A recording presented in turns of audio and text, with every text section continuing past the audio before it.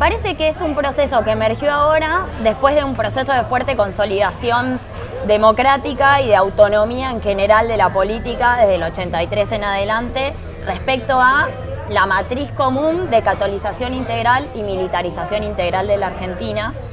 En ese contexto, durante el kirchnerismo, hubo muchos avances en ese sentido de mayor autonomía de las personas sobre sus cuerpos y sus decisiones personalísimas, a saber, matrimonio igualitario es el caso como más visible, pero ley de identidad de género fue la primera de ese tipo en el mundo, ley de muerte digna, ley de salud sexual y reproductiva, ley de educación sexual integral, programa de salud sexual y reproductiva, o sea que tuvo que ver que habilitó los métodos anticonceptivos no reversibles y esa fue una disputa muy importante, pero me parece que en este periodo, desde el Ni Una Menos para acá, la masivización del movimiento feminista o de mujeres, como depende, algunas la llaman de otra manera y otras de otra, habilitó que el aborto efectivamente llegara al recinto.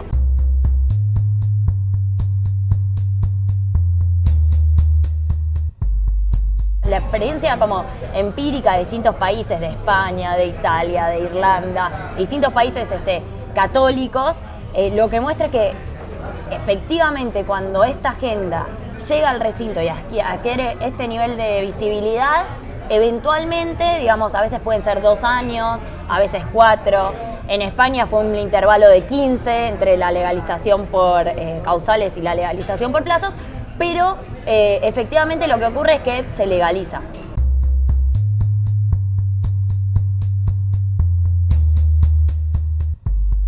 En Estados Unidos, sí, es verdad que se quiere volver hacia atrás. En Polonia, de mano del nacionalismo, se está queriendo volver hacia atrás, algo que no pudo hacer el Papa Juan Pablo II. Es verdad que existe, digamos, esa reacción ante la emergencia del movimiento de mujeres, porque también tengamos en cuenta que en Estados Unidos el primer opositor social con visibilidad, con fuerza, que apareció en la arena pública el día siguiente que asumió Trump, fue justamente el movimiento de mujeres. Pero me parece también que, bueno, los procesos nunca son irreversibles, ¿no? Los procesos históricos no son perfectos, no van en una dirección, no hay un destino histórico. Depende justamente de que exista un actor con peso, con fuerza y con visibilidad y que sea además un movimiento social, digamos, que tenga estas características, que no sea simplemente algo superestructural, que lo lleve adelante.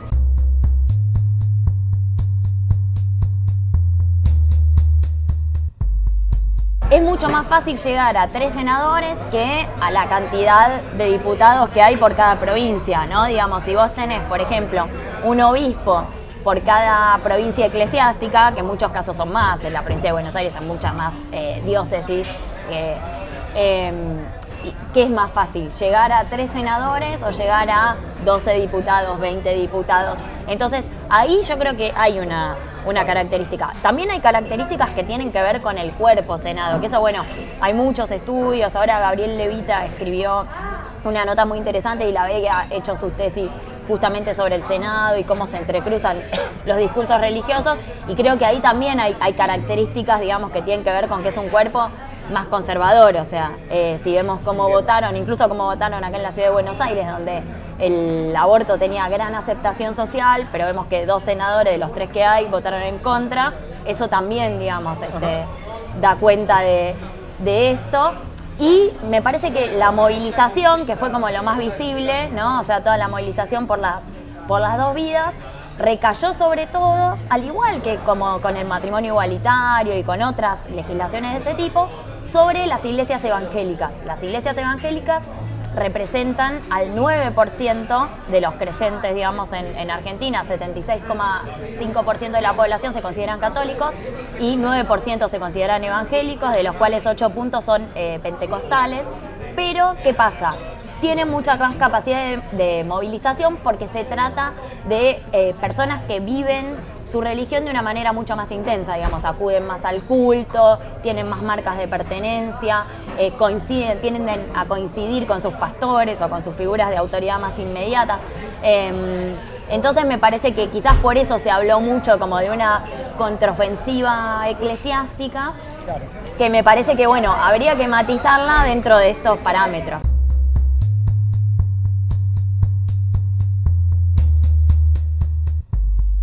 Durante todos los 90 se habló del crecimiento de los evangélicos. Y esta primera encuesta de creencias y actitudes religiosas lo que dijo fue, con 2.400 casos creo, son el 9%. Entonces yo diría, con eso hay que tener cuidado porque a veces se toman discursos, ¿no?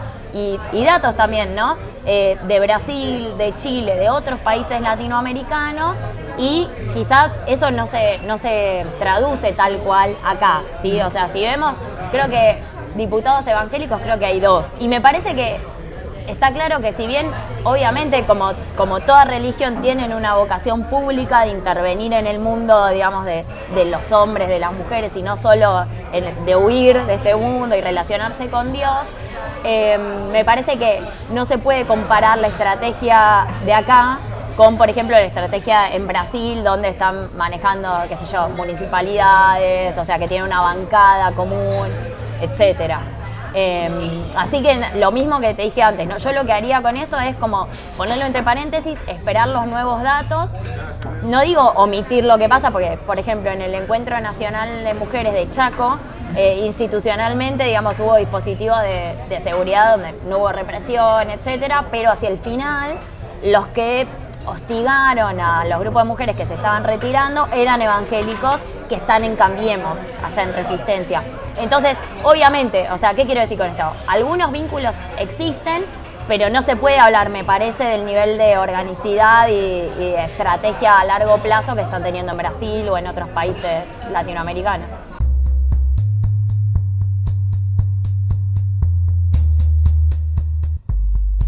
Efectivamente, esta misma encuesta, una cosa que marcaba era que apenas el 2% de los que respondían decían un sacerdote tiene que hablar de a quién tiene que votar la gente, ¿no? O sea, como que la postura es muy que los sacerdotes no se metan en política, también una posición muy antifinanciamiento, eso también aparecía, que no se metan tanto en la educación, que no haya educación religiosa, que no se financie un solo culto, posiciones que uno diría un poquito anticlericales incluso, mayoritarias, ¿no? Y a pesar de que están presentes, digamos, esas posiciones en la población en general, en los políticos y las políticas aparece como, me parece que un temor respecto al poder que tiene la Iglesia que no se condice con esos números. A ver, yo no puedo hablar como de verdad o falsedad o exageración. Lo que veo es que hay como dos miradas que en ese punto al menos son diferentes. Y esto se puede corroborar porque hay una encuesta que Juan Esquivel la hizo alrededor del 2011, si no me equivoco, a diputados y senadores, que lo que mostraba era que la gran mayoría de ellos se había reunido al menos una vez con un obispo o con un sacerdote a hablar de qué temas, hablar de educación, hablar de pobreza, que es como también, viste, los grandes temas de los que está bien visto que la Iglesia se encargue, digamos, de los pobres, de la educación, digamos. Entonces, bueno, sí, existe como esta simetría, digamos, esta diferencia de posicionamientos entre la población en general y los propios políticos, las propias políticas. Aún así, me parece que en diputados eso no se corroboró tanto, digamos. Estuvo lleno de casos de diputados que recibían, no sé si te enteraste, les mandaban como un fetito, un muñequito de un feto en una cajita, un feto de plástico, y recibían cartas de los obispos, etcétera, llamados, esas cosas, pero que sin embargo sostuvieron su posición. Incluso en La Pampa esta presión tuvo efectos adversos, porque en La Pampa Poli trató de convencer a los diputados de que votaran de determinada manera y hubo una posición de, bueno, no, o sea, en La Pampa mandamos nosotros, no vamos a hacer lo que nos dice Poli. Entonces, bueno, qué sé yo, como también eso lo pondría, digamos, entre paréntesis o en duda al menos.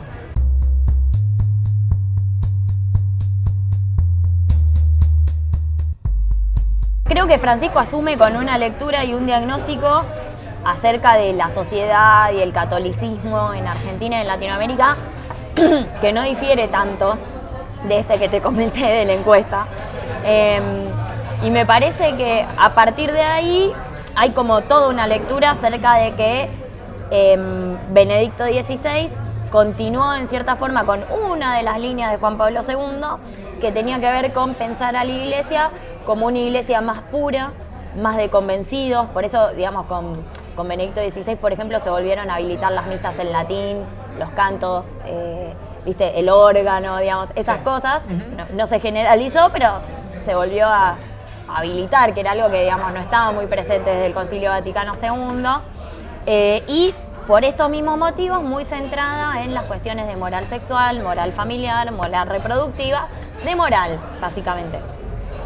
Y me parece que Bergoglio hace como un diagnóstico acerca de que eso llevó a la iglesia a alejarse no solamente de los creyentes, sino sobre todo a perder peso como un interlocutor de peso a nivel mundial. Yo creo que eso es lo que...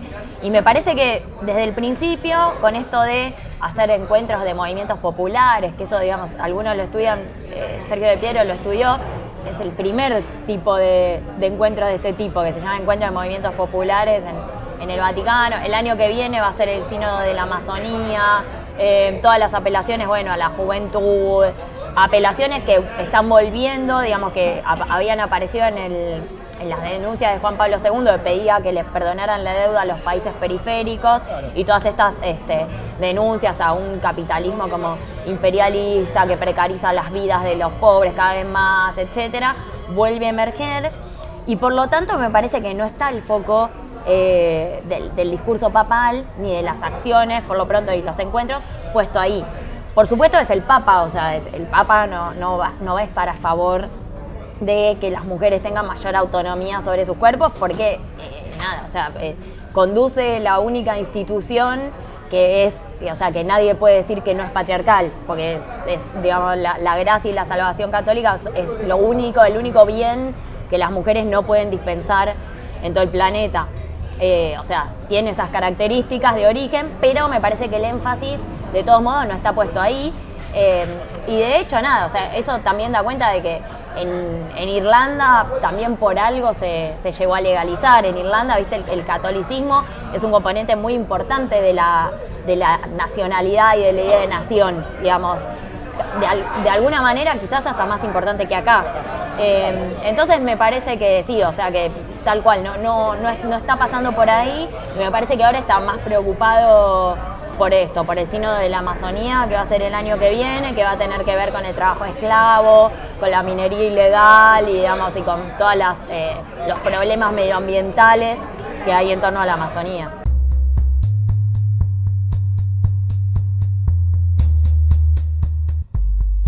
Siempre, digamos, estuvieron muy imbrincados, o sea, si vos, incluso yo me acuerdo cuando estaba haciendo la tesis, hacía entrevistas a cualquier cosa, ¿no? Ministros, funcionarios de las provincias, y los más viejos, por ejemplo, había gente que había pertenecido a la Acción Católica y leyó la doctrina justicialista o las 20 verdades, no me acuerdo, y dijo, por acá es lo mismo, dicen lo mismo. Y existieron, digamos, muchos dislocamientos cuando apareció el peronismo, justamente porque proponía cosas muy similares, ¿no? O sea, cuestión de la doctrina social, la tercera vía, y eso mismo fue lo que los llevó a chocar también, o sea, porque ¿qué pasó? Y porque el catolicismo integral te proponía, a partir de esta forma movimentista, de permear todas las estructuras y no formar partidos propios, etcétera, etcétera, te proponía la posibilidad de ser católico en todas las esferas de tu vida, ¿sí? Y a la vez el peronismo te ofrecía la posibilidad de ser peronista en todas las esferas de tu vida. Y esto implicó una radicalización identitaria también por parte del propio peronismo, y que ya tuvo tensiones desde el principio, digamos, porque, digamos, todo lo que es estatizar la sociedad de beneficencia, etcétera, si bien no hizo súper ruido como en el 54, 55, fue también problemático. Entonces, yo con esto lo que quiero decir es que no creo que nunca existe una vinculación entre peronismo e iglesia o peronismo y movimiento católico exento de tensiones, digamos. O sea, pensarlo como una organicidad me cuesta un poco, porque me parece que primero, si la iglesia tiene un partido, pierde el todo. O sea, la iglesia aspira a ser el todo, ni siquiera a representarlo, a ser el todo. Entonces nunca va a poder ser un partido, y más bajo la forma del catolicismo integral, que es como se desarrolló acá en Argentina, digamos, como muy fuertemente. Entonces, digamos, yo no la veo, digamos, esa así tan simple, pero sí es cierto que existen como afinidades, complementariedades, están el grupo de los laudatistas, o sea, es cierto que para un sector de la política y del peronismo, Francisco es una referencia.